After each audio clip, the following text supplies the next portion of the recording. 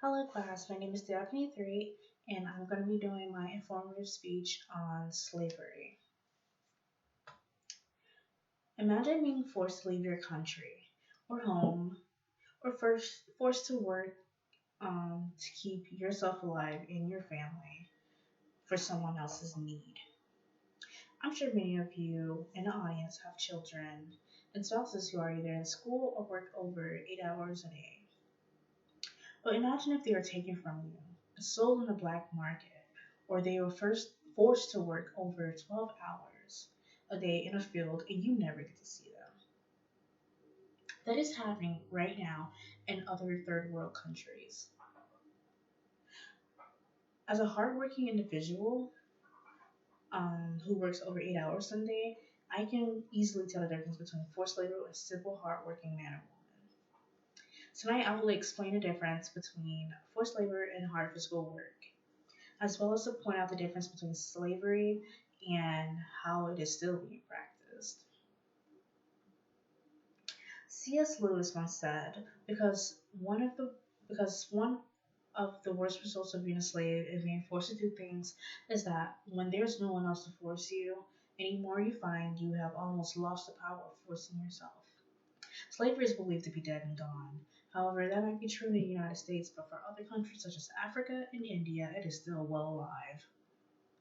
There are many men, women, and children who are being sold into human trafficking. There are many men working because they are on bonded labor, and there are many men and women working into, many into food industries. All forms of slavery involve forced labor. While slavery is hard physical work, slavery is forced on an individual, unlike physical voluntary work, because people are forced to separate from their families. It happens to people who are vulnerable and living in poverty, and men and women and children are being exploited with penalties. According to the World Data Lab projection, in year 2019, majority of Africa is living in poverty, and right alongside it is India. Many people are targeted in these countries because they are poor or they are in need of extra money. The victims are usually blindsided by what the dealers are offering them and their families. Majority of these families are poor, so when they have, say, a different organization coming to them, making deals with them, saying, "Hey, if you give me this much time out here, then I will pay for your food and make sure your family is healthy and well taken care of." That's how they get them. That's how you reel them in. They can work multiple cities this way and find people to work on years on end because simply this area, whichever they're working, is suffering more than the next. Like like stated before, there are men and women and children who are being forced away from their families. Human trafficking is a big problem, not just in North America, but in other countries as well. Children are being sold into slavery and raised to sell themselves like livestock. Even here in America today, where there are over 4 million children in sex trafficking right now, being sold on a black market. Sometimes families even will sell their children for money just to get by. In countries like India, people will sell off their daughters for marriage in exchange for money still.